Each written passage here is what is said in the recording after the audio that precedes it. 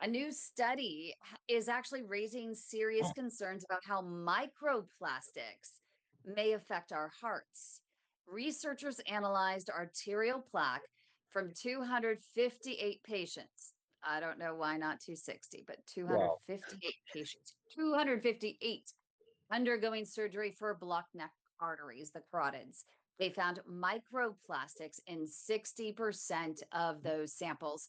And the patients who had microplastics weren't just more inflamed, they were 4.5 times more likely to have a heart attack, stroke, or die within the next 3 years, according to their research. Now, the study doesn't prove microplastics actually cause the heart disease, but it Correct. does show a strong correlation, right? And Yep. that does matter because microplastics are already known to trigger inflammation, oxidative stress, blood vessel damage, and abnormal heart rhythms as well. But I think what's most alarming is how widespread microplastics are. They're in our water, they're in our food, they're in the air we breathe, even in products that we just would never suspect.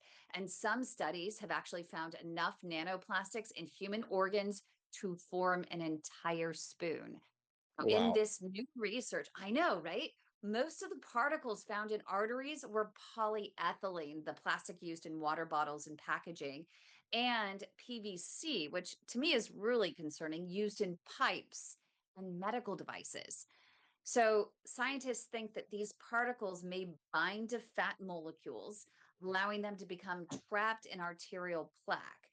Researchers say more work, of course, is just needed to be done to understand the exact health impact, but this study adds to growing evidence that reducing plastic exposure may be more important than we once thought. So, Dr. Antezana, when you hear that microplastics were found in the arterial plaque of 60% of Yeah. surgical patients, That's very and that concerning. those patients, So, right, and they had a much higher risk of the heart attack or stroke, and I would even say even amputation. What is your reaction as a vascular surgeon? well, I'm appalled because it's an industrial contaminant. This is part of living in an industrial world, industrial country. The whole world is exposed, and our biome is going to be adapting to it, and we have been adapting to it. I think that now, we're eliminating BPH from our plastics, and these things are changing our life, and we're just evolving with the knowledge that we're getting. I think it's important that we take care of not putting more pollutants into our body and decreasing Yeah. the inflammation that these cause. I mean, it's no different than taking cigarettes, right? Except at a micro dose of the plastics. It's the same thing. And if you are smoking, you're just gonna enhance everything. You're putting all the pieces together to create an advanced atherosclerosis, which we're seeing, in these patients, these Gen Xers and these baby boomers with severe peripheral artery disease. But there's a catalyst. It's not just the plastic, it's a combination of things. We can't blame one thing, and we need to evolve with the knowledge to mitigate and prevent these things from, causing us significant harm. I think we can't eliminate everything. That's just a risk of living. We have to Yeah. adapt. So the study shows correlation, not causation. So, from your perspective, what are the most important scientific questions that we do still need to answer before we can really understand how microplastics truly impact our artery health? I think our bodies are eliminating these things out of the system, but some of them get trapped. They get trapped in, and the plaque that's circulating for through the arteries, and that plaque that's inflamed is just capturing some of these things that we're seeing. I'm not, I think there's still a lot of studies to be done to determine if there is causation and if it does, affect, the atherosclerotic process. I think it's good knowledge to know. It's concerning, Yeah. but I don't think we have anything clear just of yet.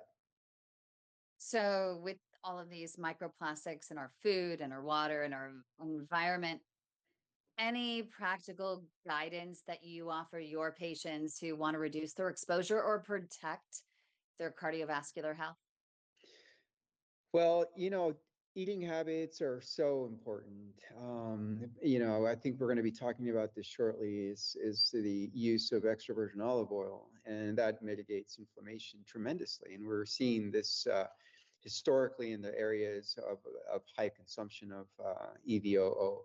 I recommend to my patients all the time, decreasing the amount of products that cause inflammation, such as processed foods, sugars. I think sugar is probably one of the most potent inflammatory substances that we've been ingesting for generations in America, and it's contributed to obesity. And then high fructose corn syrup, which also is a poison, and it's in creating an epidemic of obesity. Everything has, these products in the foods that we consume in America. There are substitutes that are cheap and easily produced, and the industry is going to use it because they make money. So it's now our responsibility, knowing this, having this knowledge, to be able to change our dietary habits and look for the natural stuff that we were designed to sustain, not the ones that are fillers in there, helping the industry to grow while we dwindle in our health.